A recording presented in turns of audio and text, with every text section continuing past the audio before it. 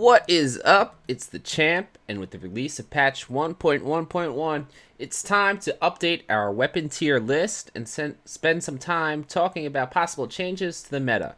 Let's jump right into looking at the champ's new weapon tier list, and remember the categories of kit for the best weapons in the game currently, replace for weapons that have some viability situationally, but are overshadowed by the kit weapons, and trash for the guns that should only be used if there are no other options. Please also note that arrows up or down indicate if a weapon has moved tiers in this update. And before we start looking at the weapon changes, please consider subscribing if at any time you find this video to be useful and would like to see more similar content in the future. Let's start by taking a look at the nerfs to the Spitfire, arguably the best weapon in the previous meta. The Spitfire has had its base damage reduced by 2 points per bullet, along with having its magazine size reduced by 5. While still a strong and viable weapon, there is a noticeable difference in the time to kill, which I believe will lead players towards carrying the R301 as the top jack-of-all-trades weapon for the remainder of this patch. And after noticing while playing that I was either replacing or not picking up the Spitfire for other options, I decided to move it down a tier. Our next weapon nerf is the Wingman, which has had its magazine size reduced by 2. However, the Wingman still has the same high burst damage and lack of movement penalties. When kitted, this is still one of the most dangerous weapons in the game, keeping it as a top tier weapon.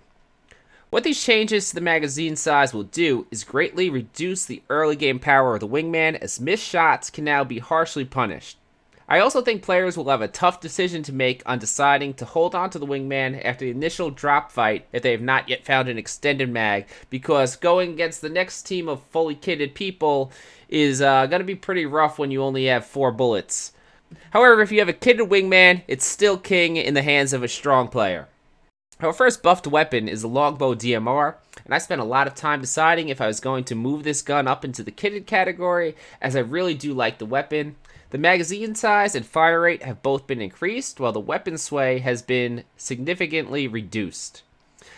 I definitely think you're going to see an increase in the amount of players carrying a longbow over the next few weeks. However, I still believe if you have good aim, the Wingman is a stronger weapon. However, I would recommend this gun for people who are struggling to hit medium range shots with no magnification on the Wingman, as you can put a 2 to 3x on the longbow. And it'll give you a Wingman-esque weapon that's a little bit easier to land shots with. However, even with the buffs, I still consider the longbow to be more of a situational weapon in Apex, as most fights, especially endgame, are at close quarters, which means you're usually going to have stronger weapons to run. And I feel like the longbow currently is more of a nuisance in that you can knock someone's shields down at range, but they're going to have time to recover, and it turns into a bit of more a battle of attrition. And with how strong third partying is in this game, if you're a mile away from someone just firing shot after shot after shot, you're going to get third partied. So I still think you're better off going with more of a medium to close range kit. Now, our other sniper weapons, the Scout and Triple Take, also were buffed. However, I see no real changes in either their tier rankings due to the decreased weapon sway on both guns.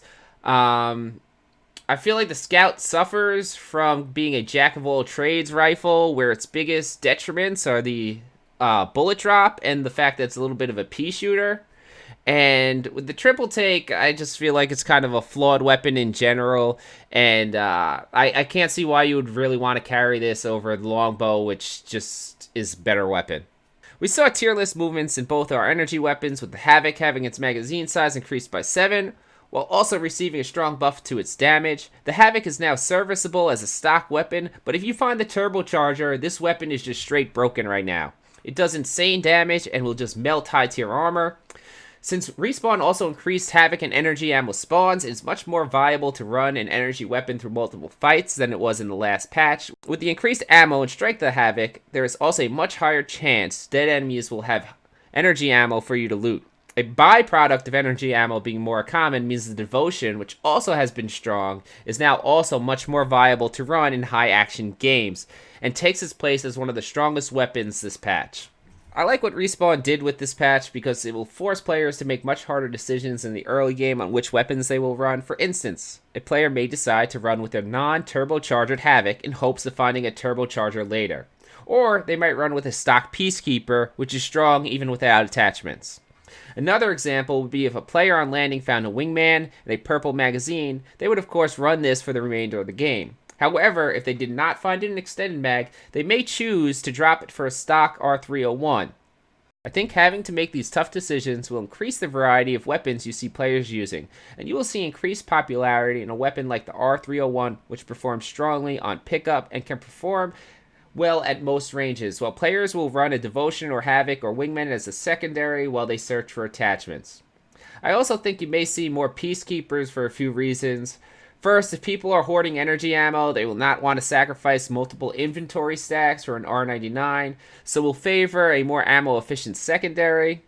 I also think people will value how strong the Peacekeeper is on initial pickup over, say, an unkitted Wingman as a secondary, and begin running the Peace rather than a 4-shot or 6-shot Wingman. This brings us to the end of our weapon tier list. Currently, I think the strongest kit is a Wingman and a Havoc. Let me know what you think the new meta will be during this patch. Champ out!